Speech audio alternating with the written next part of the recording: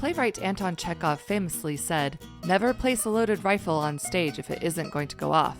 In other words, every detail must be relevant, and every setup should have a payoff. Thus, the narrative principle of Chekhov's gun was born. But it isn't always a gun. Chekhov's Whatever is a podcast where myself and guests watch a movie and try to predict what role Chekhov's gun will play. Welcome to Chekhov's Whatever.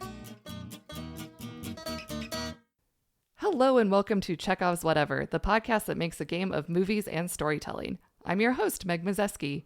Here with me today to discuss the 2024 psychological horror film Presence is Raf King. Hey, thanks for having me. Hey, welcome to the podcast. Yeah. It's awesome to have you here. Why don't you tell the listeners a little bit about yourself?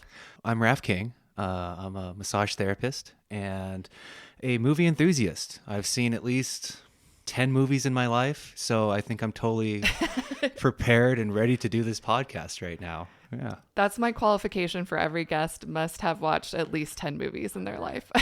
I'm there. Awesome. You qualify. We are here today to talk about the 2024 psychological horror thriller Presence. No, it's not a Christmas movie about presents. That's a joke courtesy of my husband. You can thank him for that totally one. Sounds like him. Yeah. In Presence, the family becomes convinced they are not alone after moving into their new home in the suburbs. This movie stars Lucy Liu, Chris Sullivan, Kalina Leong, and Eddie Madej. This movie was directed by Steven Soderbergh and written by David Kopp. Can I just say, Lucy Liu being in the movie, total shocker. Like I was not expecting that, and she just, I don't know, she killed it. I thought she did wonderful. I love Lucy Liu. Yeah. I've been a big fan of hers ever since Charlie's Angels back Totally. in the day. Absolutely. One of my favorite guilty pleasure movies ever, and I really enjoyed her as Watson in the Sherlock Holmes remake Elementary. I didn't catch that. Yeah, it was cool though that she was Watson. I thought that was awesome. I think peak Lucy Liu is Kill Bill. Oh, of course. Yeah, man, Yes. she plays like just the best villains. I wouldn't label her a villain in this one, but kind of like that that's a little debatable, but the edge that she brings, just classic Lucy Liu. Yeah, she does an amazing raw performance in this movie. Currently on Rotten Tomatoes, Presence has about an 88% critic score and a 52% audience score, which I thought was interesting. I did too. Bit of a divide there. Yeah, reading some of the comments that were left there, I was like, wow, I didn't get that from this. Oh, yeah. You know, I liked it. Yeah, I feel like I don't want to say it was too cerebral for some people, but maybe it was. Did you have any expectations for this movie? No, so I tried to go into it knowing nothing and having zero expectations with it. Even looking up like the cast or the director or anything like that, I tried to save till afterwards, just to not paint anything for myself. I think that's a good way to approach a movie. I did see the trailer for this and saw that it was directed by Steven Soderbergh. And it's funny, he's one of those directors where I see his name and my first reaction is, oh, I like his stuff. Right. But then I can't remember what he's done. So I always have to go back to his IMDb and I'm like, oh yeah, Contagion. Oh yeah, the Ocean's movies. I Right. never remember. I just have this Pavlovian good reaction toward him. So I saw it was a Soderbergh movie. Based on the trailer, it presents very horror. You watch the trailer and you're like, oh, this is going to be a horror movie. Okay. And so yeah. I thought that was interesting too, because that's outside of his wheelhouse, right? I don't think he's ever done anything strictly horror. Certainly Contagion I would call a thriller, and Unsane maybe skews into horror a little bit. But I was interested to see his take on horror. So those were my expectations going into the movie. Oh, for sure. Yeah. All right, so before we dive into Presence, here's a quick overview of how Chekhov's Whatever works. This is a podcast where myself and the guest watch and review a movie that's new to us. We also play a game where we try to guess what Chekhov's gun will be and how it will play out later in the movie. Chekhov's gun is a plot element that must have a setup and a payoff. That setup usually happens in Act 1, and the payoff typically comes later in Act 3. A Chekhov's gun is also typically a concrete item, action, or person, rather than something symbolic or thematic. And finally, a Chekhov's gun should move the plot forward. We get +2 points if we correctly identify a Chekhov's gun. We also get an additional point if we correctly guess how that Chekhov's gun will pay off. And finally, we lose 1 point if we incorrectly identify a Chekhov's gun and its role. Whoever has the most points at the end of the movie wins. All right, we start off Presence with a long tracking shot through an empty home in the middle of the night. This is first person point of view of the presence, and actually the entire movie is shot this way. So interesting. I really enjoyed, because you can tell from like the first shot basically that this is going to be a major part of the film here. Yes. I don't know if you've seen, I think it's 1917. Yes, I have. So that being one continuous shot, I was wondering if that's what they were going to try to go for in this one. I will say I was excited by the editing, how they broke it up in the ways that they did. But those long continuous shots, you get so much done with it and you can convey so much information. So I liked it. I really liked that part. I liked it a lot too. As far as I can tell, every scene is a single continuous shot. And every time it cuts to sometime in the future, whether that's a few minutes later or a few days later. Right. So there's never cuts within the scene. It's always one scene, one shot. I'm not sure if that was always practical or if it was edited to look like one shot. I think in some cases, especially where there were special effects, there was probably post-production editing to just simulate the single shot. But yeah, really interesting. I will say at first in this very first scene, my initial reaction was, oh no, this is going to be so gimmicky, especially the first person point of view of the presence. Right. But just a couple minutes later into the movie, I was like, no, this is really working. It really puts you into the movie. It really amplifies the sort of intimate nature of the movie. You feel like you're spying on the family this whole time because of the point of view. Totally. So I actually found it very effective. Yeah, and that's how do you say his name? Soderbergh? Soderbergh, yeah. So, yeah, that's him behind the camera with just some socks on, just working his magic, man. Like he's so good. I will say I was also very glad that it was a steady cam. I was like, if this is first person shaky cam, if this is like your what's that? Cloverfield. Yes. Oh my God. If this is your Cloverfield, I'm out. But thank God it was not that. How did you know exactly which movie I was thinking? I'm scarred by that movie, man. Like you wasted one of your 10 movies you've watched in all your life on Cloverfield. Unfortunate, but it taught me a valuable lesson, right? You get the steady cam with the first person shot. And if you don't have it, I'm out of it. So I need a barf bag for the rest of the movie. So yeah, the presence retreats into the closet with louvered doors, and this is kind of where it lives. We'll see the presence coming in and out of the closet in most scenes. In the next scene, the presence follows a realtor as she greets a family and gives them a tour of the home. This is where we meet the family, the mom, Rebecca, played by Lucy Liu, the dad, Christopher, played by Chris Sullivan, the younger daughter, Chloe, played by Kalina Leong, and the older brother, Tyler, played by Eddie Madej. And I'll probably just call Lucy Liu and Chris Sullivan mom and dad. I feel like that's easier to convey. Sure, yeah. They barely ever say their names in the movie anyway. So as they are getting the tour of the new home, the realtor points out to Chloe a 100-year-old mirror. Yeah. Okay, we're both nodding. Yeah. Chekhov's 100-year-old mirror. Come on. Yeah, absolutely. Like the way the camera walks up to it, the way they're describing it, like absolutely Chekhov's mirror. I agree 100%. Now, to be totally honest, I think I might need to be subtracted a point just because as I was going through it, I thought the closet was going to play such a bigger role. Oh. You know? Well, is it an official Chekhov's whatever guess of yours? No. Okay. No. We won't subtract points. Okay, thank you. Thank you. I didn't fully put intention into it, but it was a thought that was like, is that? No. Yes. But the mirror, like, so much more obvious. Yes. This is often a hallmark of a Chekhov's gun is a very intentional shot of an item. Yeah. In this case, it wasn't a close-up, but it often is a close-up in a movie, and you're like, gee, I wonder if that's going to come back later.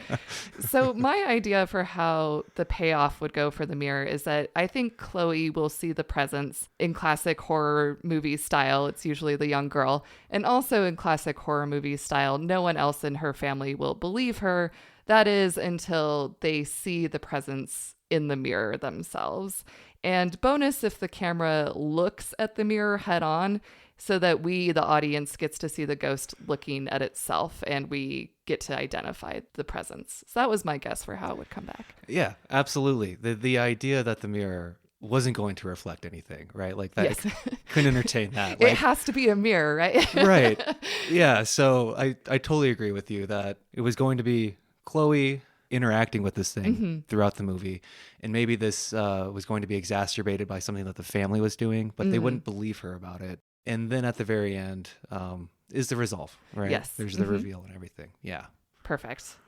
So the mom is very keen to move into this new house, but the dad protests. He says the move would disrupt their son's schooling and swim practice, and not to mention their daughter is still struggling with a recent death in her life. But the dad is overruled. It's like the mom doesn't even listen to him. And the daughter, Chloe, seems to sense the presence and looks in the direction of the closet. Yeah. Already we have Chloe interacting with the presence. I found this interesting because I like ghost stuff just in general. I enjoy ghost hunting shows. I've done my own ghost hunts. Maybe I'll share more on that later. Awesome. But it's very classic if you believe in ghosts. They say that poltergeists often attach to teenage girls. And the way that the presence has presented itself so far, I'm like, oh, this seems like your classic poltergeist haunting, and it's latched onto a teenage girl and it's gonna start moving shit. So I liked that it had a sense of verisimilitude as far as ghosts go, how real or not you may think that is. Right. What I thought was really interesting about it, so it attaches to her pretty quickly, right? And it's obviously like in her room, in her closet, but in the opening shot, it's already there. Yes. Right. And so like the whole time that I'm watching this, I'm trying to think to myself, is it the person that she keeps thinking it is? Yes. Right. I think that's a good question. Like, why would this have met her there of time? If it were someone who was known to her, why would it be living in the house predating the family moving in? Right. Yes. Right. So that was one big question for me. But at the same time, it seemed to fit. Like maybe I'm just thinking too much into this one part of it, but it is her friend who passed away, right? Like, I don't know. I mean, I think it might not be. So yeah, let's put a pin in that for the moment once we have the whole scope of the movie. But I do think that we are meant to ask that question. Totally. And also another thing I wanted to point out is that when Chloe senses the presence, we know that she's sensing it because she looks directly into the camera, because again, the camera is from the point of view of the presence. So that's how we can see that they are interacting. In the next scenes, we get some vignettes of daily life with the family. The mom argues with someone on the phone.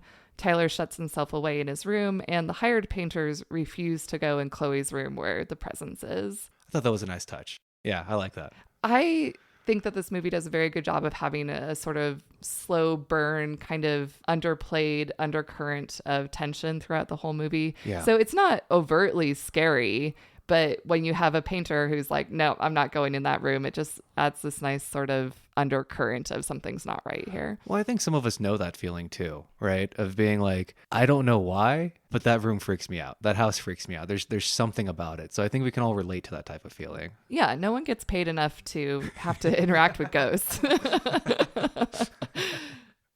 The mom has a tipsy heart-to-heart with her son, Tyler, and it becomes painfully clear that she is the very definition of boy mom, with a capital B and a capital M. It gets awkward, man. Yeah, it's she clearly plays favorites between her children, and she rambles on about how everything she's ever done, she's done for his sake, to protect him.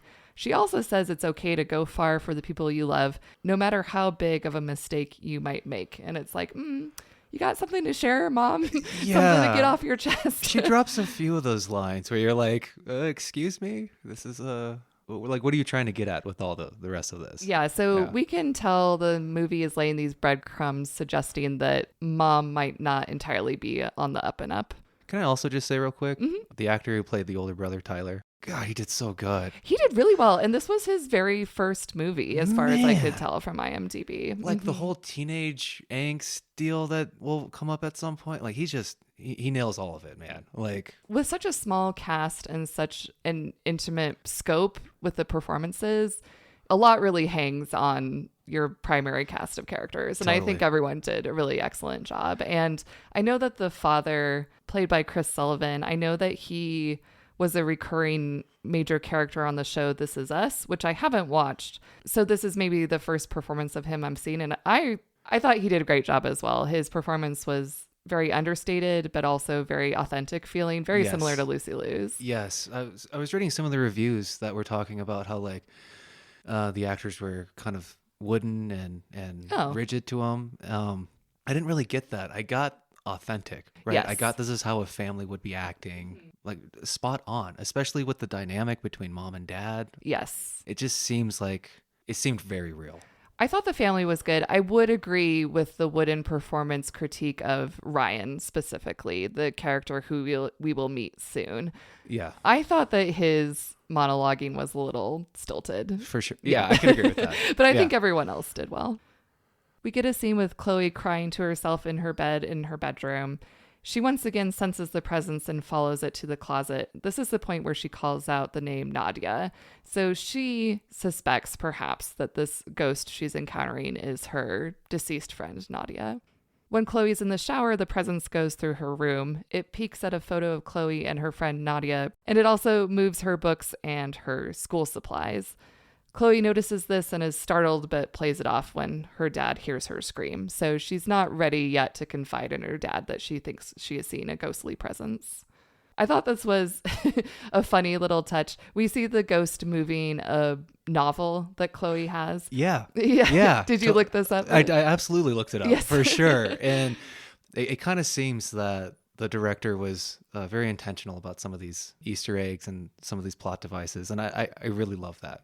Yes. So this novel is a fiction, I guess. It's titled You Always, You Never by Alice Hughes.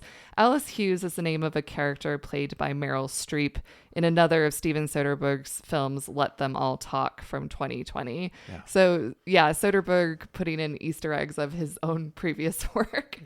I thought that was pretty funny. But, I feel like it worked. Now I have interest in watching Let Them All Talk as well. Right. I will say this scene with the floating objects with the book moving, I found the effect a little bit cheesy. It almost looked like they were being moved with strings. I don't think they were. Right. But it was also kind of charming in that way, in that I did think it was a little bit cheesy. I don't know. What do you think? Well, whenever I see something like that, my brain instantly starts to ask more questions. Like, what's the extent that they can move things? How much are we going to see throughout the film? Yes. Like, what's the influence here? And in a lot of ways, yeah, I don't think you needed it, right? I think it would almost add more suspense of her just being like, am I crazy? Like, I keep feeling this thing around me and making eye contact with nothing, But yeah, I don't think it needed it. A little cheesy. That's a big part of a lot of ghost films, is questioning whether the ghost exists or not, or whether it is a figment of the character's imagination. This particular movie does dispense with that question rather quickly. Like, yeah. Oh no, it is a ghost. It's a real ghost. Yeah. Pretty definitive moment at a certain point. Yes, absolutely. Yeah. The parents have a frank discussion about Chloe and her mental health. She's already on medication and in therapy for her anxiety, but the dad thinks it's not enough, it's not working. He points out that not only did Chloe's best friend Nadia die, but so did another girl who Chloe knew, and both of the girls presumably OD'd. The mom suggests a wait and see approach, but the dad accuses her of just being content to do nothing to help her daughter. He has Chloe's back, but mom clearly doesn't. And they argue. Things are strained. There's tension in this family, obviously. The dad is really struggling. He leaves a sneaky voicemail about needing legal advice. And at this point, I'm like, divorce? ? It seems like maybe they're headed that way. Yeah, it seems like a pretty big part of the plot that they're piecing together right here. Yes. Tyler introduces Chloe to his new friend, Ryan, who piques Chloe's interest. The presence quietly closes her bedroom door on the boys as they leave. Yeah, this freaking weirdo. There's a lot going on in this shot. I really appreciate this, especially with the context of the whole movie, because you see Chloe being interested in Ryan. You see the presence closing the door. And my first thought was like, oh, this presence is jealous. It's very protective of Chloe, spilling over into jealousy. And it was at this point that I was a little bit afraid for Ryan. I was like, what is this ghost going to do to this kid? I'd be afraid for him if I just didn't get the heebie-jeebies immediately from as soon as he was like, hey. I was like, okay, I hate this guy so much. It was really funny because, I remember being a teenage girl once, many a year ago, and they're doing a good job of depicting that she's got this sly interest in him, but she's pretending not to. Like, she's pretending like she wasn't just listening at the door to hear what they were talking about. So I found it believable, although now as an adult, I'm like, girl, no, you can do better. Things continue to be strained between the parents. Mom is cagey about letting the dad see her laptop, and she makes up some excuse about a computer virus. I also, like you said with the closet door, I thought that the laptop might be more important in some way. I'm like, oh, maybe that ghost can press some keyboard keys and it's going to leave a little message, but Right. Or expose what the mom is doing. Yeah, because there's so much shady stuff so far, and that was going to be the reveal at the end. Yes. Right? There's so much that they point towards that Yes. in the first half of the film. It'd be hard not to look at that. The mom is clearly lying and covering something up, right? So she doesn't actually have a computer virus, but I was like, is it a computer virus or is it a ghost haunting her laptop? Sometimes it feels that way when the computer's not working. Yeah, I get that. Yeah. The dad gets a call back from his lawyer and he asks about the legal implications for one spouse if the other spouse is doing something illegal. What if they were separated, he also asks, and he points out that, he's just asking for a friend, wink, wink. The dad knows, it seems like he knows entirely what the mom is doing. He certainly knows that she's up to something shady enough that he is concerned about the legal implications for himself. He doesn't even hide it that much. Like immediately after, he's like coming apart at the seams. He is. Like everyone at the family, like he just kind of breaks down into it anyways. And yeah, you can clearly tell that this has been going on for a while. Yes, it's reached the tipping point. Yeah. A lot of simmering anxieties throughout the family are finally reaching their breaking point in this movie. The scene also reminded me of Arrested Development, where George Bluth Sr. says they can't arrest a husband and wife for the same crime. At which point he realizes he has a bad attorney. Yeah, right. I love that show. It's so good. Oh, my goodness. Chloe gets closer to Ryan, much to our disappointment, I'm sure. At first, Ryan turns down Chloe's advances, claiming he doesn't want to get on her brother's bad side. He also warns that Tyler has a mean streak. He's apparently planning a cruel prank on a girl at their school named Simone. But Ryan's resistance is perfunctory at best, and he and Chloe get drunk, they get stoned, they lounge on Chloe's bed in her room and talk about Nadia's death.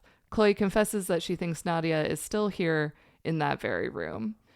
This is, again, laying a lot of breadcrumbs for things we discover later. Ryan has a real curiosity in Nadia's death and Chloe's reaction to Nadia's death. So this is a little bit of foreshadowing here in this scene. I can't wait to talk about this movie. Right when they're about to make out, Chloe hesitates and Ryan assures her that she gets to choose. She's in control. This is the part where I was like, what is this kid on about? And I chalked it up to inexperienced acting because he's going on this little monologue about like just his thoughts about control vis-a-vis who has it, who doesn't, giving her control, etc. I thought it was a little stilted, a little wooden. The delivery was a little bit off. But on the other hand, in retrospect, I'm like, well, maybe it was meant to be nonsensical. Afterwards, it fits really well. But in the moment, yeah, it totally sucks you out of the scene. Yeah. Sucks you out of the moment for sure. Yeah. But It was a moment where I felt like I was watching an actor deliver dialogue. Yeah. Whereas every other performance in the movie, I feel like I'm watching a person. I'm spying on a person. Right. But in this case, I'm like, oh, he's acting his little heart out. Bless him. Yeah, because I mean, he's just a teenager, right? Right. Like trying his best. But again, foreshadowing. Yeah. When they resume kissing, the presence yanks down a shelf in the closet and blows on Chloe's hair. So it certainly seems jealous, maybe just protective. We will see. I definitely got a protective type of sense that was happening there. And I think that's more so just because I didn't like Ryan. Like, I'm like, yeah, no, he's bad news. I know it. But I can see the jealousy now. Yeah. The entire family is sitting at the dinner table. This really made me laugh, the way that they were seated, because it's like single cam sitcom style. Everyone's on the same side of the table. Yeah. This was another part that sort of threw me out of the movie a little bit, because I'm like, no one sits like that unless they're in a single camera sitcom. Yeah, unless this is for the camera, no one's Which going it to sit was. like this. Yeah. So that sort of took me out of the authenticity a little bit. Fun fact, by the way, there's only 33 cuts in this movie. Oh, wow. Interesting. Yeah, only 33. And so I kind of excused it just because I was thinking about like how would they have to pan the camera around to get everyone's reactions. Yes. And like, I bet they could do it. It would just take a little more work, a little more logistics behind it. But yeah, they would need like a bunch of, I don't know, like pulleys or something. And yeah, maybe they were too afraid of making the audience nauseous by like spinning around the table or something. Too much movement around. Yes. And because all four of them are talking at some point, right? And so being able to get everybody in the wide shot. True. And I noticed, I don't think there's any close-ups in the movie. Or I don't think there are. Yeah, so they really like, except for when he like blows her hair. Trying to think about how you would make that shot work does kind of give you a headache. Yes. If they're not all sitting on the same side of the table. So I'll excuse it, but it was pretty obvious. When so much of the camera work in the whole movie is so clever, it really stands out when there's a shot that's a little bit odd. But yes, I will forgive them the one sitcom style shot. It is like just a sore thumb right out there for you, though. Yeah. Yeah. And I said pulleys when I meant dollies. Don't at me. Yeah, how dare you? Jeez. It's at this point that Chloe finally reveals that she is seeing a presence or sensing it, and she asks if anyone else has felt the presence or seen things move. She also hears a strange ringing sound when she senses the presence. Tyler flips out and accuses Chloe of trying to embarrass him and ruin things for him and Ryan.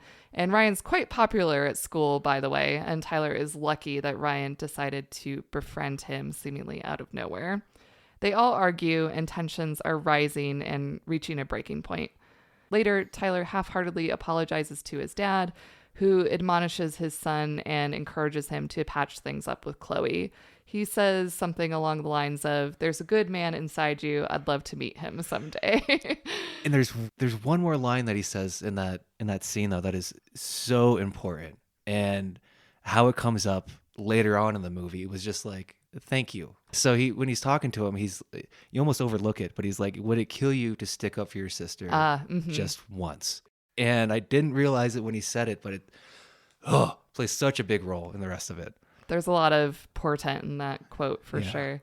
But yeah, the burn about there being a good man inside of him. Yeah, that hurt my feelings. You know, like he wasn't even talking to me, and I was like, "Ow, dude! Like, I'll do better." I know, right? That's even worse than I'm not mad. I'm just disappointed. It really stabs the knife in there. I'm definitely gonna save it for future references. You know, when I'm like dealing with someone problematic, like I'm definitely pulling that one out. It's good. It's a good one. Yeah. But before we get back to the family drama, let's take a quick commercial break here to hear a few ads. And we're back. Boy mom remains super cold toward Chloe, but hangs on Tyler's every word, even as he regales the family with the cruel prank he played on his classmate, Simone. The whole scene is gross. It's terrible. It's terrible how the mom, in her eyes, her son can do no wrong, even as he's retelling the story about this horrible thing he's done to this girl. Yeah. And any protest she puts up it's just so half-hearted. She's like, "Oh, I don't know if I like that." And it's like, okay, well, while like caressing his hand, you know, like, yeah.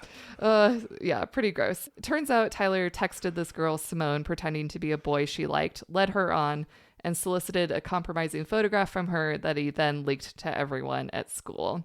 The presence is understandably pretty pissed at Tyler, and it storms upstairs and wreaks havoc on Tyler's room, which the entire family witnesses.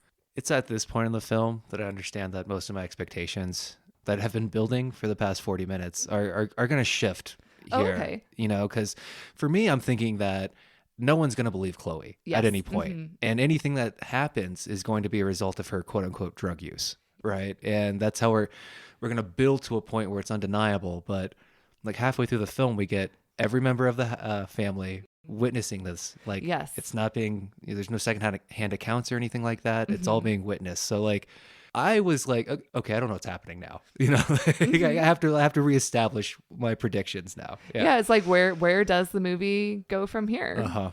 They call a family meeting on the back deck, and it's at this point that the mom says, "That happened." And I'm like, oh, the Spider-Man screenplay writer is coming through in this scene. I don't know. That happened is such a comic book movie thing to say after something happens. And looking at David Kopp, the writer's screenwriting credits, he wrote on Spider-Man, Indiana Jones, Jurassic Park. Don't get me wrong, all franchises I love, but they don't really have the subtlety and the dialogue that this movie kind of calls for. For sure. I mean, it's become like the quib, right? Yes. Like it has a name and everything now. It does. Yeah. And it's funny. It's another one of those moments that just jumps out at you. Yes. I don't know if this buttoned up mom is going to throw out that quip after witnessing ghostly paranormal activity. Yeah. Chloe tries to talk down her mom a little bit. She's convinced that the presence is Nadia. She thinks the presence is harmless and only wants to help, but mom and Tyler aren't having it. And this is a real inflection point in the movie where this incident could have brought them together as a family, right? They've all experienced this very unusual thing. They've all witnessed it. And in other circumstances, perhaps this would bring a family closer together. But unfortunately for them, it only drives a further wedge, and the alliances they've already made between parent and child just become even more entrenched. So totally agree. You would think this would clear up a lot of stuff. Yes. Yes. But they just kind of seem to all double down in a way. It's kind of like, let's forget the shady stuff mom's doing. Let's forget Chloe's anxiety. Well, not forget it, but like, let's all put that aside for a moment and figure out this ghost thing together. Right. Right. Yeah. You think it'd be unifying. Yes. Yeah. No, unfortunately not. The dad calls the realtor, who says she doesn't know of any paranormal incidents on the property, but she refers them to her sister, who is a psychic. Have you seen the TV show Nathan for You with Nathan Fielder? I love it so much. Did you also instantly think of the ghost realtor episode? Yes. Yes. Absolutely. Just consider that a plug for Nathan for You. Look up the ghost realtor episode. It's amazing. Every one of his episodes. It's so good. Man. The definition of awkward. Yes. Yeah. If you don't like cringe comedy, don't watch it. If you're okay with cringe comedy, go for it. The sister Lisa, the psychic, comes to the home and communes with the presence. She looks directly at the presence / at the camera in the same way that Chloe has. Like immediately. Yes. Yeah. There's no question. She immediately knows it's there. And because of her abilities, Lisa also knows about Chloe's friend's death and explains that the door to the other side is often opened by such trauma. Lisa also says that the presence is suffering and confused. There's something it needs to do, but it doesn't know what. Again, classic ghost. It's got unfinished business. It can't pass over to the other side yet. And might we note that Chekhov's mirror shows up again right here. Yes. Not necessarily a focal point in the shot, but it's present at all times. Basically. I was so pleased when the psychic went straight to the mirror. I was like, yes, the mirror, because it just further solidified that mirror was going to be important for sure. Yeah. Lisa also touches her hand to the mirror. She looks at it often, and she explains that the old mirror is a sort of conduit. The old mirrors are like old people. They've seen more. When she touches her hand to the surface of the mirror, she says, help her, and then recoils with a gasp. So we're not exactly sure what she saw or heard in that moment, but she definitely is sensing something. Yeah, a lot of information is brought up in this scene right here that you don't exactly know where it's supposed to be placed at or what it means, or how to interpret it, but all huge stuff happening here. Yeah, and also Lisa does not clear up whether this is a good ghost or a bad ghost, if you want to say that. We don't know if it's Casper the friendly ghost or not. So even to this point, we're not sure whether this presence is a good thing or a bad thing. Again, it's sort of ratcheting up the tension that's just always right below the surface of the movie. And it doesn't sound like this helps, right? No, I think the dad even says he thinks he's made it worse by inviting the psychic in, because Tyler thinks it's all a bunch of bullshit. The mom thinks they've been scammed. So both the mom and Tyler, again, with their little alliance, they are on the side of this is ridiculous, and they storm off. Chloe, though, she once again hears that ringing sound, and when she touches her hand to the mirror, it stops. Again, though, you would think this would bring people together, right? Like, it's just like having a whole other person come in to agree that something's happening. Like you saw it with your own eyes, but now someone else is like, no, there's definitely something here. I don't know. I don't feel like it was supposed to pull the family apart, but it did. Yeah, and even if the mom thinks the psychic is a phony who's scamming them, she still can't deny what they all saw with the presence trashing Tyler's room. So right. I guess she's just in denial. She refuses to believe it. She's already hanging on by a thread and trying to keep her family together. So I think at this point she's like, no, this just isn't happening. Straight up denial. Plus with the controlling personality that we've already seen in her, like yeah, I guess it's not all that out of the realm of possibilities that she would just say, no, Yeah. like I'm going to control this and I'm going to say what's happening. Yes. Right. And we're going to say it's not happening. Yeah. Chloe and Ryan have sex, and the presence politely averts its eyes. That's so weird. It just like looks into the closet, and I was like, oh, well, at least it's giving them a little bit of privacy. At least it's kind of polite. You know, like, why are you here, bro? Jeez, go away. It doesn't have hands to cover up its eyes with. Yeah, for all we know, it's desperately trying to cover up its eyes the It's whole like, oh, time. no. Yeah. While Chloe is showering off, Ryan roofies her drink, but the presence spills the glass on the floor before she can drink it. At this point, I feel like the presence is firmly in protective category instead of jealousy category. It's got Chloe's back. Yeah, my skin was crawling when you see him pull something out, put it in the drink. It just, oh my God, made my gut turn. But you do feel a lot better about the presence in this scene. You're like, go presence. Yes. Yeah. Get that guy's ass. Yeah. Do more actually. You can be mean to him now that he's shown his true colors about how horrible he is. When you look at Chloe's bedroom and kind of like where her desk is at, and above her desk, there's like all these, different pictures and paintings and stuff like that. One that caught my attention that I thought was really fitting for this part right here. There is a swan and a disrobed woman kind of in like a suggestive pose. Oh, I don't know if you saw that part. It kind of comes up through the film.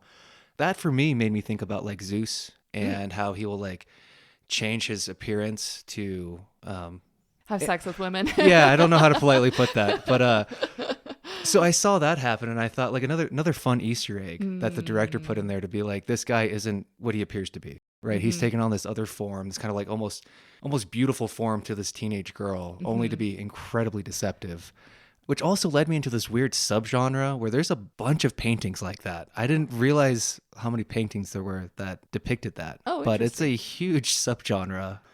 I don't know. Look into that if you're curious, but I found it very curious myself.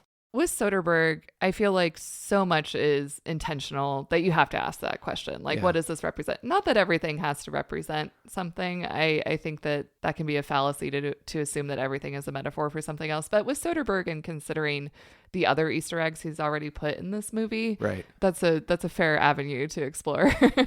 Well, and just the set is so small, right? Like I want to say I read that they filmed for 3 weeks to do the entire movie all in one place, right? Because it all takes place in this one house here. So yes, I would assume every square inch of each wall would be thought out and important in some way. You would think it would be very intentional. Yes, after watching this movie, I had the thought this could be a stage play just because it is so confined. Hey, interesting. But also I don't know how they would depict the presence in that case. Maybe it would just be in people's reaction to it. But yeah, it is so self-contained and so intimate that you could get away with one small set on a stage, I feel like. I totally agree with that. Wow, I didn't even think about that. Let's adapt it. Let's do it. Chloe makes the mistake of inviting Ryan to stay over later that week while her parents are out of town for work. He accepts and says he's in love with her. To Chloe's credit, she does not say, "Oh, I love you too." But again, it's like, gross. Go away. She does kiss him, right? Does, yeah. Yeah, there's a positive reaction to it, but it is totally gross. So weird. Teenage girl's gonna teenage girl. Dad has a heart-to-heart with Chloe. He says he was never a devoutly religious man like his own mother was, but he does believe that not everything can be explained rationally, and he does believe Chloe about the presence. So even though Mom is not being supportive, Dad is doing his best to tell Chloe that he believes her and believes in her. And I'm reconfused by this scene. Okay. Right? So up until the point where the ghost makes itself known, I'm thinking the plot that I had already mentioned, right? Ghost shows itself, but then we're having this scene here where it seems like we're still coming to grips with reality.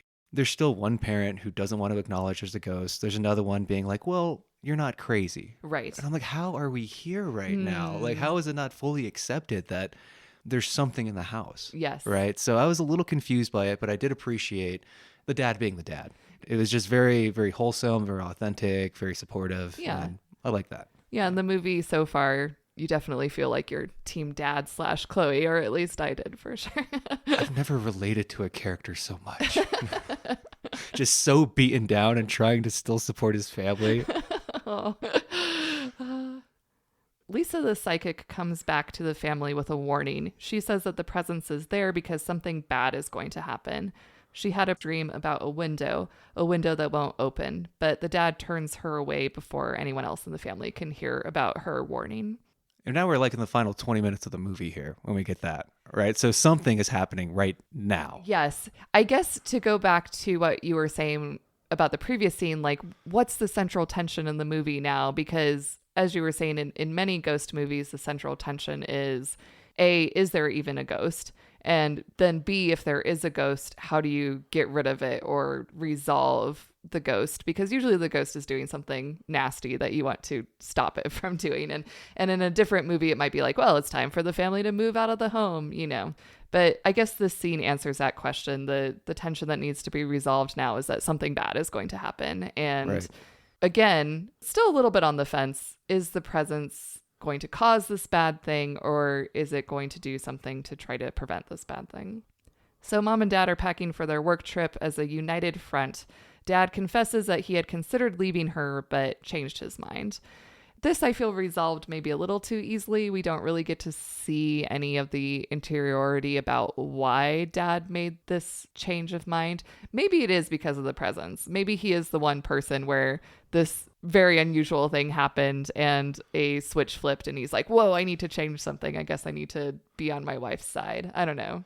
As an overall narrative, I was disappointed that became like a side plot. Yes. Right? Like all this tension with mom and what she's doing and dad trying to leave and all that was very much just like brushed under the rug, right? We've got a new problem here. Yes. And that's what we're paying attention to. So that was a weird left turn for me in the film. Mm-hmm. It just seemed to resolve that thread rather quickly and without a very satisfying ending. And not that it does particularly matter to the movie, but I was curious to know what Lucy Liu was doing. Yeah. I was like, what's she up to? Yeah. And I don't know about you, but whenever I'm watching a film and I see like we're in the last half hour Mm-hmm. and like something like that happens, it's like, oh, okay, we're definitely not coming back No. to that then. Like this is Yeah. just wrapped up and done. Yes. Like that there's no more here. Okay. What's some bizarre illegal thing that Lucy Liu could be doing? I don't know. Maybe she's like a Bitcoin scammer or something. I was going to say fraud, Yeah, right? Like fraud of some kind. yes, Yeah. I don't know all the ins and outs, but it sounded like there was somebody else involved too. Like he was asking about, is this guy going to be there? Right. So it kind of sounded like she had this other, either another partner that she was cheating with or maybe some kind of like partner in crime. Yes. But it sounded like it was catching up to her. And I kind of wanted to see that. Yes. Right? It will forever remain a mystery. Yeah. As the parents leave the home, the dad admonishes Chloe to make smart decisions and not to have anyone over while they're gone. It's at this point that I'm like, you should listen to your dad. Foreshadowing. This is also when I know I've become an old person, when I start agreeing with the parents in movies. Oh my God. A classic example that people like to bring up is when you're a little girl watching The Little Mermaid and she's like, but daddy, I love him. And he's like, you're 16 years old. Shut up. You know, when you're a little girl, you're like, yeah, her dad should listen to her. But then when you're an adult, you're like, Ariel, no. You know Your so father much has more a than point. you. Yeah. The kids are alone in the house. Tyler is vibing to some music, drinking too much, when he thinks he senses the presence hovering over him. But he shrugs it off when Ryan arrives at their home. At this point, Ryan also roofies Tyler's drink, and Tyler passes out on the couch. He's just roofing everyone. Yeah, dude. Yeah. Oh my God. Stop. Yeah, just stop, please. It's weird. Stop. Ryan makes yet another roofie cocktail for Chloe and brings it to her room. She then, it's not you, it's me, breaks up with him. And Ryan goes full narcissist. He calls himself an asshole in an attempt to make Chloe feel guilty. So the first time they have sex, she showers, and then he's trying to roofie her drink, Mm-hmm. right? It's about that time that I'm like asking myself, but why? Like you got the thing, right? You got the sex already. Yes. Why are we taking it this step further? And admittedly, I just brushed it off. I was like, he's a creep, Yes. right? I don't know how Mhm. creeps think. But as we get into this scene, It all comes together. ties everything together. And it almost seems obvious the whole time what he is. Yes. Yeah. The movie does a very clever job in its storytelling in many ways. And one of those ways I do think is that it is so telegraphed that he is this crazy person, but it's not so obvious that it's obvious. It's very subtextual. Yeah. It's kind of like The Sixth Sense. Once you go back, you're like, oh, it all ties together. It all makes sense. So it's a good twist. So many lines that add up to it. Yes. And you're like, how did I overlook that before? Exactly. Wow. Yeah. But yeah, he's a crazy narcissist manipulator, and he manipulates Chloe into just talking with him. Chloe drinks the spiked cocktail, and she starts to feel a little bit loopy. As she passes out, Ryan rambles some more about control, who gets to be in control, and about how control is his to give or take away. Ugh. He's clearly getting off on his own power trip here. So it's at this point you're like, uh-oh, this is even more extreme than roofing and sexually assaulting her. Like something else is going on. Yeah. He then pulls out a roll of cellophane wrap and begins to suffocate Chloe, just like he did to Nadia and the other girl. He's a budding serial killer. He murdered the other two girls who Chloe knew, and this whole time he was just trying to get to Chloe to kill her. Ugh. Oh my God. Like sitting with that part. Like I feel like this scene does a really good job of showing how powerless she is. Mm-hmm. Right? Just totally at the whim of this freaking psycho's behavior. And yeah, like the tension that was built for me in the audience, like you know the ending is not going to satisfy you. Like it's not going to be a happy ending, right? Like I knew that maybe like halfway through the film that the ending is going to piss me off, right? So like when all this tension is building, I'm feeling myself think like this isn't going to end in a way that makes me feel okay. Yeah. And just chef's kiss, man. I'm sorry. I love when a movie can do that to Yes. me. When I don't see the light at the end of it, when I'm sitting there thinking like, oh, like I'm being hurt right now by this. That's a good movie, man. Yeah, it elicits a very visceral reaction, which I think is good. I think it successfully pulled off the twist of him being a serial killer. Like we were saying, it was all there. Yeah. I would not be surprised if someone else had put the pieces together because the clues are all there. I was personally glad that I didn't see it coming because it does have that surprise aspect to it. That being said, though, I don't know how much I even like the idea of a serial killer being the central tension of the movie. It felt a little strange given everything else that had come before. Totally. Particularly like the first half of the film is driving us one way. Yes. And then it kind of seems like there's this gear shift. I agree. I feel like it takes a very sudden turn here. The beginning of the movie, the first two acts of the movie are very cerebral. And it's very much like a family drama of just like there's an emotional thrust to the movie. And then once it's like, oh, and it's a serial killer, that felt a little contrived to me. I was like, I would sooner believe and want to hear a story about a family who happens to be haunted by a ghost than by a family who is victimized by a serial killer. I don't know. Targeted by an underage serial killer. Like, yeah. Even that aspect where he's not a grown man who's like over years developed this like insatiable bloodlust. You know, he's like this whiny little dork. You're like, grow up a little bit, man. Like all our lives are tough at that point. It's called hormones, you know, like. When he was first giving his speech about control the first time he did it several scenes ago, I was like, classic emo teenager. My life is so tough. Couldn't go to the mall with my friends. I hate you, Mom. Mom took my cell phone away. So it's at this point that the presence springs into action, kinda. It goes and wakes up Tyler by flickering the lights and ringing in his ears loudly. You mentioned earlier when the presence had moved the books, you asked yourself, what is the extent of its powers? And I do think that's an important question to ask because at this point I was like, why didn't the presence, again, knock the drink out of her hand? Because it apparently can do that. It has the ability to move an object enough to spill it over. Okay, maybe it doesn't have the strength to, say, pull Ryan off of Chloe. Right. Certainly it has the strength to remove cellophane wrap from her mouth. Yeah, it can move a book. It can move a book. A stack of books. We saw it. Yeah, it can move cellophane wrap. So it is a little contrived in the way that they get Tyler involved, because I do feel like the presence could have stopped Ryan and didn't need to actually involve Tyler. But I guess that wouldn't have the same emotional resonance as Tyler coming to Chloe's aid. Easily fix it by cutting that other scene, though. Yes, by showing that the presence is actually not able to manipulate objects in a Right. meaningful way. And I suppose you would well, I guess I say easily, but like I suppose him destroying the room, right, you'd have to alter that. And That's true. That's true. but it does bring you to this point of like, why didn't you destroy the room as that was happening, though? Yes. Like, that would have been a good party trick to pull off as homie's doing all this. Yes. Like, Yeah, absolutely. or even to wake Tyler up afterwards. Yes. Right? All of a sudden we introduce this like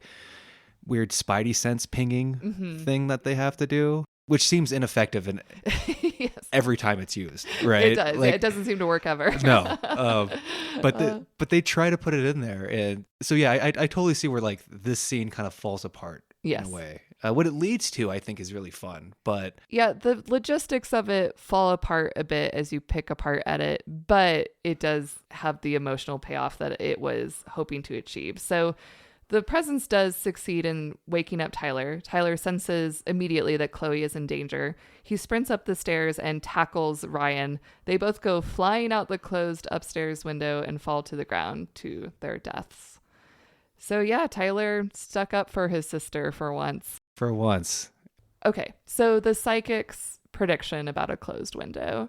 This is just me being nitpicky, but if that window had been open, they still would have both plummeted to their death. right. So I'm like, is the detail about it being closed and not opening, is that really relevant? I don't know. The psychic seemed to really harp on that it was a closed window, where I'm like, it's just a window. It's just a window.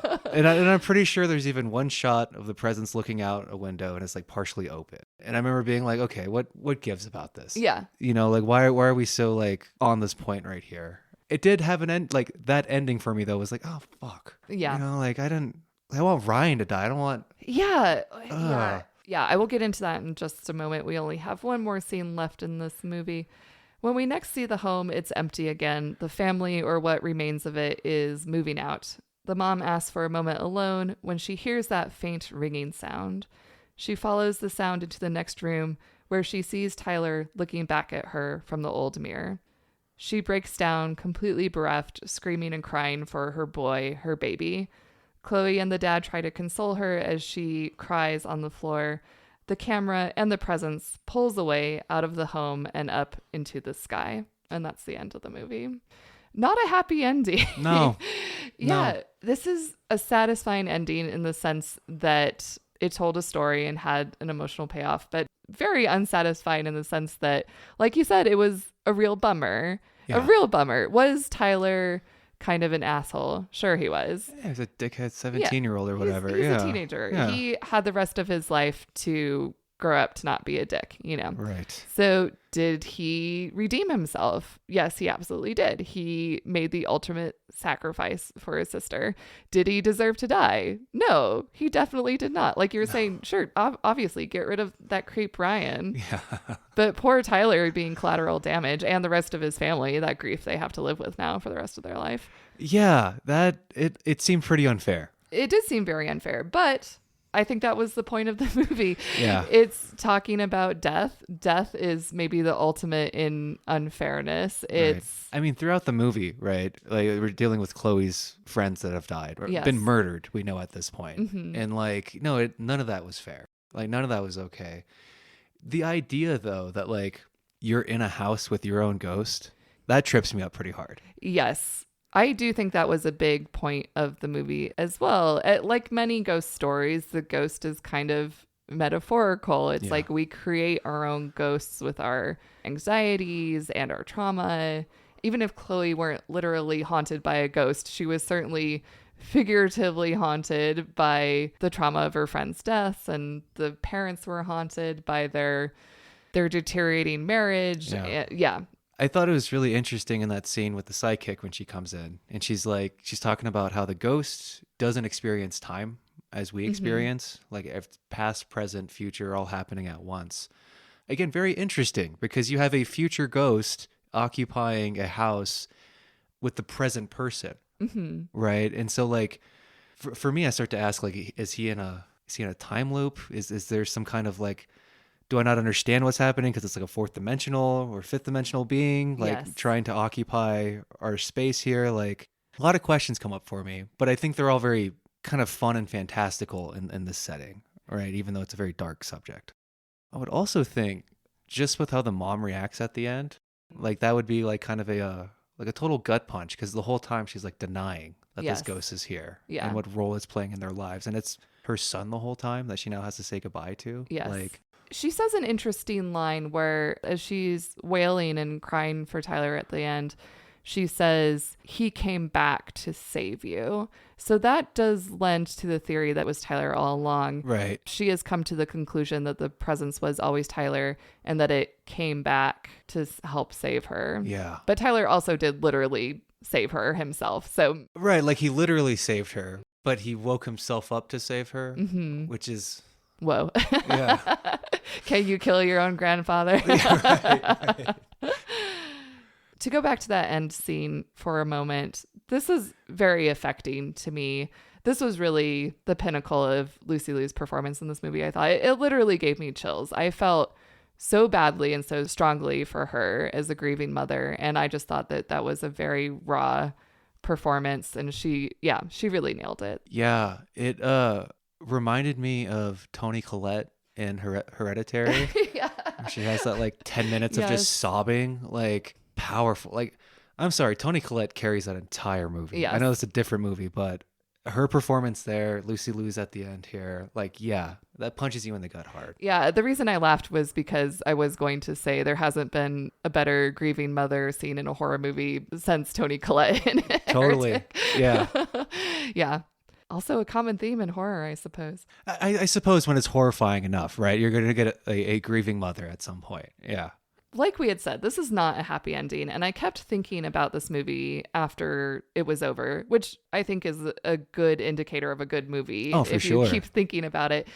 That being said, the more I thought about it, the more sad I became because I'm just imagining what life is like for this family after this movie, because we saw how close the mom was to the son. And you just know that for the rest of Chloe's life, the mom is going to be like, it should have been you instead Oh of my him. God. You know, anytime Yeah. she gets wine drunk like she does in the movie, you know she's going to be saying hateful things to her daughter like that. And Chloe already has so much trauma on top of what she experienced before the movie and then everything that happened in the movie. Still hasn't processed her two friends dying. No. And Yeah. now she's been attempted murdered and her brother died on her behalf. You know, like how much guilt is that poor girl going to have to live with for Yeah. the rest of her life? She was drugged, almost murdered in that. Like, Yeah.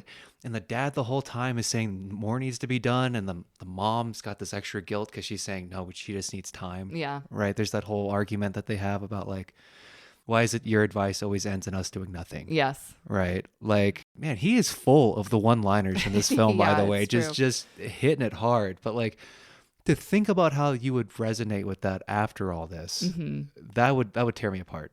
Yeah, it's a sad movie, but it's an effective movie. And I think it accomplished everything it wanted to, which was talking about how we haunt ourselves. And this family certainly seems like it will remain haunted for the rest of their lives, perhaps. God. Yeah. God. They need to get Nathan Fielder and an exorcist and a ghost realtor in there with them. Make a sequel. Yes. Make a sequel. So I get the impression, despite being a sad movie, that you liked this movie. What did you think about it overall? Overall, I actually really enjoyed it. Even though we have these like logical fallacies, these points where like the ghost's power doesn't make sense, or why do they do this, or why do they do that? I think there are a lot of criticisms I could have about the movie, but overall, really enjoyed it. Yes. Yeah, I thought it was very clever with the camera work. Setting up each scene like that, like Steven Spielberg does a lot of that, where the scenes are a lot longer, which allows you to get more done with each scene. And although it's kind of hard to pull off the longer scenes, the payoff, I think, is wonderful. And yeah, overall, I'd give this movie a B. That's fair. I think I would give it a B as well. What you were saying about the length of the scenes, Another thing that I appreciated in the editing is that there's a lot of variation in the length of the scenes. There are some scenes that are super short. There's one True, very true. Yeah. There's one scene where it's just Tyler getting back from school. They ask how school was, and he's like, "We're fine," and closes the door to his room, and that's the entire scene. Right. So it's nice to have this variance. It just changes the pace of the movie in a more interesting way. I thought the cutting to black was really effective. Yes. Being able to demonstrate how time's moving, and even each cut to black has a variation. Yes. Right. Some are short and truncated and kind of move to the next one, and others you're like, is the movie coming back? Okay, here it is. Yes. Okay, we're still watching it. Yeah. Yeah. To just mention again, one of the things I found most successful and most interesting about the movie was the way that it was shot, the first person point of view. The presence is actually the main character of the movie. It's in fact the titular character of the movie. Totally. So even though it never speaks and we never really see it until we see Tyler at the very end, we get this character in the camera, and that's very interesting. And it allows for not only a literal intimate look into these people's lives, but also like figurative because of the way that it's being shot. We're up close. We're sharing the room with these people. It feels very voyeuristic in a lot of ways. Like you're not meant to be seeing these things. You're not meant to be a fly on the wall in this family drama. But you are. You're put into the movie because the presence is the central character of the movie. And it does kind of show you some personality very subtly, right? Where it's trying to protect Chloe and you're trying to figure out its intentions throughout the film without it just being a camera, right? Like, I enjoyed that. And I actually would be curious to go back and watch it again. I would too. Just to kind of test some things out, yes. Right? Like, do you get to keep your identity after you die? Right? Like that's so many questions come up for me. Like throughout the film, he's a pretty big dick to his sister. Yes. And then after he dies, it's established that this presence doesn't know why it's here, doesn't know who it is, but it kind of naturally has this protective role over her that he wouldn't have had when he was alive, right? Not until the very end of his life, at least. Yeah. Yeah. I might rewatch this movie. I think that sometimes when a movie has limited its scope, and this movie is limited in a lot of ways in only having one camera, in having a small cast, and only having one setting, essentially. $3 million budget. Yeah. I think I read. Super Very small budget. Yeah. So in some cases, those limiting factors can limit the storytelling. But I think that this movie really thrived within those self-imposed constraints. I thought it was very successful. When you get a masterful storyteller, a group of storytellers, like it almost seems like the limitations can allow for freedom. Yes, the limited scope actually really hones the story. You get a very lean, very well thought out story where it's just there's not much that you could subtract or add. Yeah. Maybe my biggest critique of this film, and it's not even really the film's fault, is that I feel like I was misled by the marketing. The trailers and the commercials are like, this is a horror movie. There's going to be jump scares and it's going to be like Insidious or something, And I love those kinds of horror movies. But I also love that this was just a family drama. What it was, I really enjoyed what it was. But my expectations, I had to adjust them very quickly. I guess the main reason why this was my critique is that I chose this movie because I thought it was going to be in the horror genre. And the horror genre tends to be rife with Chekhov's guns. Right. So once we got into this movie, I was like, oh no, it's a family drama. It's not going to have any Chekhov's guns. I will say, though, that in line with other horror, I don't know if you've seen Get Out. I have. That was a film that I watched that I didn't care for as I saw it. But it was the week afterwards where I couldn't stop thinking about it. That made me think, okay, this is a good horror film. And this one achieved the same thing where like, I found myself just kind of coming back to certain questions, certain parts of the film and stuff like that. So for me, I think great horror affects me in that way. But this was not like a scary film. No, it wasn't scary. Yeah. I do agree that I think successful horror has to have some sort of psychological element. Yeah. The best horror movies can't be just scary. There has to be layers. Like you said, Get Out is an excellent horror movie. I really enjoy The Others. I think that's also a very layered movie. There's a lot more going on there than just, oh, ghosts, spooky. So that being said, I do like my horror scary, but I also enjoy it when it's not scary because that's not the end all be all. But also, I would not classify this film as horror in particular. No, yeah. Maybe psychological thriller, but like family drama with like a sprinkling of the supernatural. A sprinkling of the supernatural. Yes. Yes, I like that. Very well put. It's because it's really the ghost that is just like the lens on the family drama. When it comes down to it, the ghost isn't necessarily the most important thing about the movie. Right. Yeah, I totally agree. Yeah. All right, so that's going to do it for presents. Now it's time to talk about the Chekhov's guns and see who won. Okay, well, this is pretty straightforward. Yeah. We both had Chekhov's mirror. It certainly had a setup and a payoff, but I do want to talk a little bit about the payoff and whether it came back in the way that we expected or anticipated. Right. So I would say for myself personally, it wasn't exactly the payoff I was expecting it to be. Agree. Yeah, we both thought that it would be the way of proving to the family that Chloe was not imagining things or fabricating things. I thought it would be a turning point for everyone's understanding.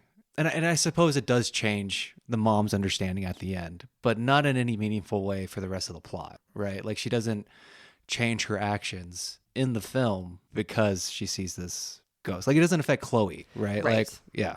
So not exactly the payoff we anticipated, but it certainly does. It is very important to the movie. Without the mirror, we wouldn't have that final scene that we have. Right. And it would be a very different impact emotionally if the mom were unable to see Tyler or never saw Tyler. Or it was just like a guess, right? Yes. As she's leaving, she's like, Tyler?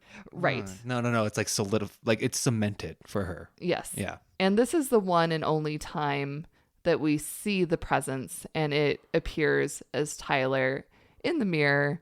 So yeah, I do think that the mirror is pretty integral to the movie overall. Question. Yes. Do you for eternity have to wear the clothes that you died in? I'm just now thinking like he's got the same shirt on at the end, right? Like there is this British comedy called Ghosts, and Ghosts would say yes. Wow. Because one character dies without his pants on. So he is just in his underwear for an eternity. That's so good. Yeah, they have the unfortunate aspect of being kind of in their final form, how they died. Another character has an arrow through his head, for example. Gotcha. So, I mean, I would hope that that's not the way if that is how eternity plays. Man, it really make you think about what you're wearing that day. I tell you that much. Absolutely. And also the age that you're at, like, you know, hopefully I will die as an old woman, but I don't want to spend eternity with all the aches and pains and glaucoma and whatever. In your moo-moo? Yeah, like... Like terrible, man. Yeah. No, yeah. I would like to be, let's say 25 again. Yeah, I would hope you could kind of like choose your form afterwards. Yeah. And like, do I even have to be a person? I want to be a dragon in the afterlife. You know, like let's get crazy with this. Okay. Let me ask you a question. If you had the choice between nothing for eternity or being a ghost, which would you choose? Oh, damn. Okay, so in nothing for eternity, like I'm conscious of the nothingness. Is that it? Maybe this is too deep of a question. Okay, let me change my question. If you were a ghost, where would you want to haunt? Oh, okay. Oh man. Yeah, I can't get too deep on this podcast. Oh, I suppose a library. Oh, right. That might be a good one. You could be in Ghostbusters. I could be in Ghostbusters. Yeah. No. I would want to be an attraction. Yeah. Put me in a hotel. Oh, yeah. Yeah. If someone wants to make a few bucks off of me, that's fine, man. Yeah. I'll just do my ghost stuff. I like it. Pay your bills, you know? I would probably choose Disneyland and then. Oh, shit. Yeah. Just to be like on theme. I would visit the Haunted Mansion a lot. You've thought about this. You've clearly thought about this. Yeah. I went with hotel. I think hotel's good. There's plenty of haunted hotels. And you'd see some characters, you know, like things would be kept entertaining for you over the years. Yeah. I like that you were looking out for the hotel owner as well. You're like, use me as a sideshow attraction. It's fine. Yeah, I don't got that much pride. All right. Like, get that bag. I'll even perform on a schedule for you. You know, 1:00, I move a cup. Yeah. Okay, we do unfortunately find ourselves in a predicament, though. This is a first on the podcast. We have tied. We both have 2 points. Damn. Okay. Partial points for that Chekhov's gun. I'm willing to take a point off because there's a lot of that movie that I thought the closet had way more to do with it, man. Like, there's even that scene in the beginning where she like looks directly into the closet, and then we see so many scenes from the ghost or presence looking out of the closet. Yes. So I'm like, okay, something's got to happen in this closet. So I'm willing to take. So here's a little peek behind the scenes at Chekhov's Whatever. For every episode, I have a multiple choice tiebreaker question. Oh, okay. And I've never had to use it before. Okay, here's the tiebreaker. Multiple choice question. What is Chloe's middle name? A, Red, B, Blue, or C, Violet? Oh, we're going to tie again. No, if you win, you win. Oh, okay. Yes, all right. Ties go in the favor of the guest. Oh, fantastic. Blue. Yeah. Ding, ding, ding. Ding, You are ding, correct. ding. Okay, Raf wins the tiebreaker. Yeah. Raf, you are the official winner of this episode. Yes. Thank you so much for joining me. I would love to have you back on. Oh, this was so much fun. I had a total blast, and I'm looking forward to being back. Awesome. In the meantime, where can the listeners find you online, or what would you like to leave the listeners with? Oh, hey, so feel free to check out either of my massage companies. I'm the owner and proprietor of Living Kinetics Mobile Bodywork and Healing Massage Wellness Studio. If you are interested in looking up any of that, livingkinetics.com is a great place to start, or healingmassagewellness.com as well. And I would be remiss if I didn't give a big shout out to Big Brothers Big Sisters. Get involved with some kids, start changing some lives. If you have even 2 afternoons a month, that is enough to radically change a child's life. So consider volunteering. Love it. Yeah. And I will leave links in the show notes to all of those places, so be sure to check it out. And until next time, thanks for listening. Bye. Thanks for listening to Chekhov's Whatever. Go to chekhovswhatever.substack.com to follow along with the podcast. If you're enjoying the show, be sure to subscribe on your favorite podcast app and leave a positive review. You can also find video clips and full audio episodes on YouTube, so be sure to like and subscribe at Chekhov's Whatever. And finally, you can send email to chekhovswhateverpodcast@gmail.com. All right, let's end this show with a bang.